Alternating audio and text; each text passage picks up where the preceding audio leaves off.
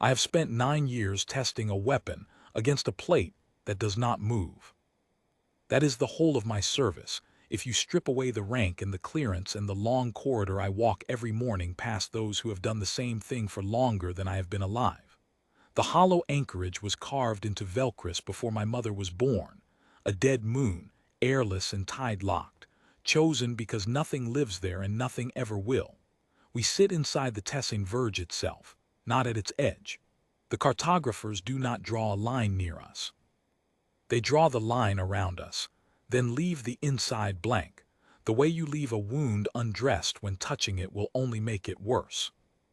I was assigned to the counterweight program in my 23rd year, the same age my mother had been when she was assigned to it, in the same lab, at the same bench, working the same problem that has not been solved in 2 full generations of Tevran service. The problem is small enough to say in one sentence: build something that will work if humans ever come this way again, and they have never come this way again, and we have built nothing that works. The anchorage runs on a schedule built for people who expected to be afraid every day, and after a while, were not afraid at all, its own kind of warning if you know to read it that way. There are 40 of us at any time, and we are told on the first day that the 40 before us were rotated outward in good order, every one of them, with full pension and clean record. No one has ever asked to see the names. I did not ask either for 9 years. I came to love the work in the dull way you come to love any discipline that asks nothing of you but patience, the cold bench, the magnification rig, the long silence of a sample that has never once reacted to anything we have done to it. I told myself the absence of any result was itself a kind of safety. A weapon that fails every test cannot be aimed at us by mistake. We test instead against the plate. It came back with the last ship that ever returned from across the verge, 41 years before my birth, recovered from a derelict so quiet the recovery crew thought it had been already searched. It is black, flat, a hand's width longer than a hand, and along its face run hairline grooves that no one will call writing in any official log, though everyone who has worked this bench long enough calls it that when no superior is listening. The grooves do not erode. They do not corrode. Twice a generation, by a margin so small it takes a trained eye and 40 years of patient calibration to notice, they change. My mother worked this bench for 30 years and told me exactly one thing about it before she retired. She said, "Do not try to read it faster than it wants to be read." I did not understand her. I assumed it was caution, the kind elders hand down out of habit rather than knowledge.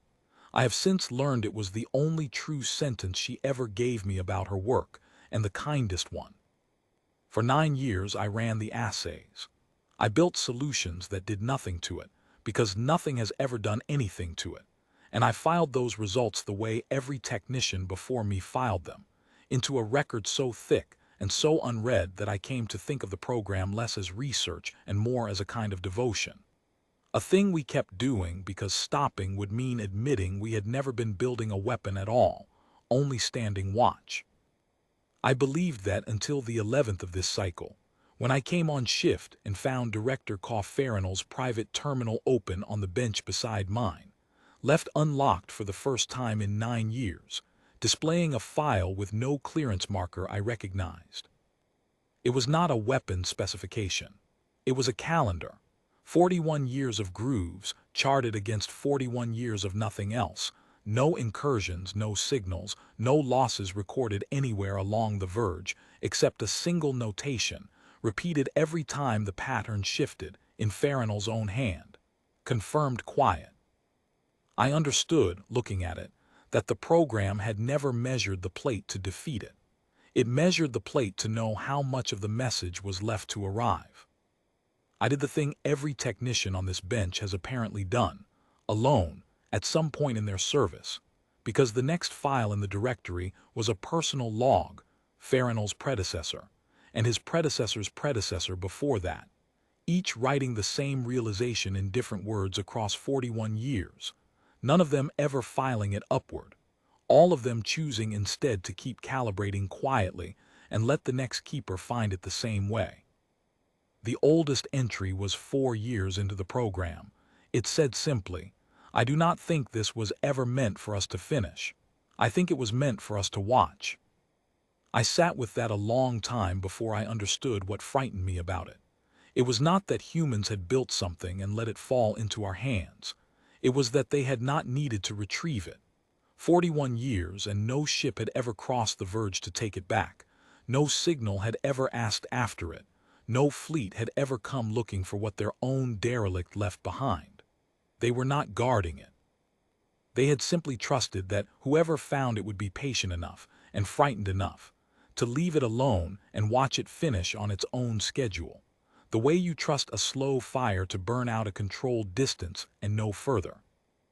That is a kind of confidence I have no instrument to measure. We build weapons against fleets. We have nothing to build against a species that does not need to come back for what it leaves behind. I went back through the older logs after that, looking for the moment someone first suspected what I now suspected. I found it in a hand I did not recognize, dated barely a year after the recovery, a junior technician, rank long since stripped from the record, who had written only this. I asked the director today whether we were studying a weapon or a letter. He did not answer me directly. I have decided that not answering directly is itself an answer, and I intend to keep doing my work regardless of which one it is. I never learned that technician's name. The entry simply stops, and the next is in another hand, years later, as though the question had been asked and settled. The grooves shifted again on the 14th, 3 days after I read the file. I was alone on shift. I watched the change happen under magnification, in real time, for the first time in the program's history that anyone had been watching when it occurred rather than discovering it after. A single new line resolving itself across the lower edge of the plate, slow as a held breath let out. It was the last line. The pattern that had run unfinished across 2 generations completed itself in front of me and then did nothing else. No signal followed, no light, no sound from the dead moon outside the lab, which has never made a sound in all the years anyone has logged it. I had perhaps 30 seconds in which I could have done something no keeper before me had done. I could have called it upward, past Farinal, all the way to a convocation that has not heard the word human spoken in open session in longer than the program has existed. I could have made it everyone's to carry. I filed the routine report instead, the same dry phrasing every entry before mine had used, under the same clearance marker. Pattern observation complete, no further anomaly, recommend continuation of standard calibration schedule. I did not write what the pattern said, because by then I understood, the way my mother must have understood 30 years before me, that nothing in it was meant for us to act on, only something meant for us to have finished reading calmly in a small room, with no one watching but the one whose turn it was. 3 days later I received my reassignment. Sublevel 2, clearance upgrade effective immediately. I have not yet been told what waits there. I suspect now that I already know the shape of it, another bench, another decade, another technician who will be handed, eventually, a single sentence and a closed door, and will spend years deciding whether kindness or cowardice is the better name for keeping it that way.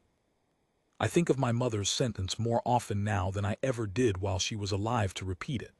Do not try to read it faster than it wants to be read. I understand at last that she was not warning me about the plate. She was warning me about us, how badly we would want, every one of us, century after century, to be the ones who finally understood what crossed our line and left something behind anyway, certain enough of its own patience that it never came back to check. The grooves are still now. The lab is quiet. I have signed the seal on sublevel 1 myself, and in the morning I will walk past the bench where I spent 9 years, into a corridor no wider than the one I have always known, and I will not tell the technician who takes my place anything more than what I was told. Some warnings are not meant to be heard. They are only meant to be kept.